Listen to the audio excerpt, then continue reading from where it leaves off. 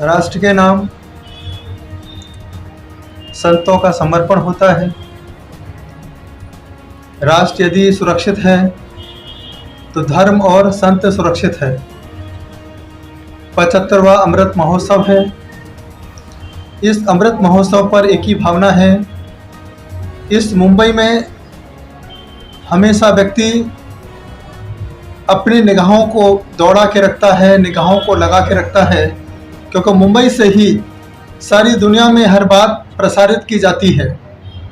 तो मेरे मन में एक ही इच्छा है, मेरी भावना है कि आज 15 अगस्त अपने बीच में आ रहा है, जिसे स्वतंत्रता दिवस के नाम से जाना जाता है।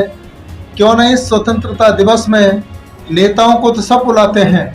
लेकिन इस महोत्सव में नेताओं के साथ संतों का भी आवागमन हो, उनका भी आशीर्वाद यहाँ प्राप्त हो सके। तो सभी संत एक होकर के राष्ट्र की सुरक्षा की बात करें, राष्ट्रीय एकता की बात करें, क्योंकि जब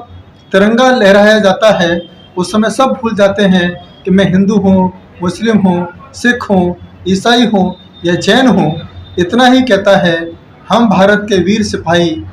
हम भारत के नौजवान, हम हिंदुस्तानी, इस प्रकार की भावनाओं को रख कर के हम लोग राष्ट्र को सुरक्षित करने की बात करते हैं। इसी बात को 15 अगस्त के रूप में हम लोग इस शांति सागर चौक पर रखना चाहते हैं, जिससे शांति का माहौल, अमन चैन का वातावरण पूरे भारत देश में हो सके। देखिए, वैसे तो हर घर में भारत माता का नाम लिया जाता है, भारत माता को गुणगान किया जाता है, लेकिन ये झंडा कब तक लगाना चाहिए, ये नरेंद्र मोदी को बोलना बहुत ज़रूरी है। आज झंडा एक दिन के लिए लगता है, इसमें नरेंद्र मोदी का नाम हो जाता है, उसके बाद वह झंडा सड़कों पर पड़ा मिलता है। मैं चाहता हूँ जिस प्रकार से हिंदू अपने घरों में भगवा झंडा लगाता है, मुस्लिम हरा झंडा लगाता है, सिख और ईसाई अपने धर्म का झंडा लगाते हैं, यदि हमें राष्ट्र से प्रेम है तो हम तो कहते मोदी को कहना चाहिए कि ये झंडा कम से कम 1 साल तक, 15 अगस्त तक लगना चाहिए, तो झंडे की आन बान और शान बनी रह सकती है।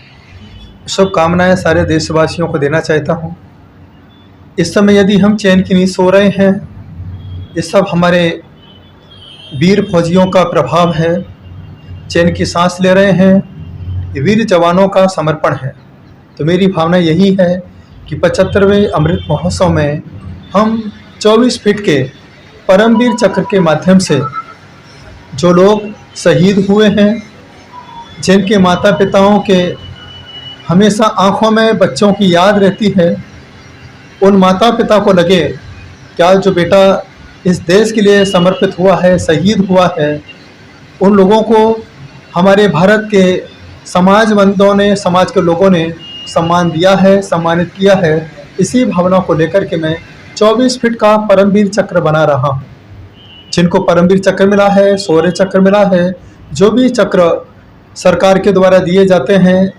इन सारे चक्रों के साथ भारत देश में जितने भी लोग 75 साल में शहीद हुए हैं, उन लोगों की फ़ोटो लगा करके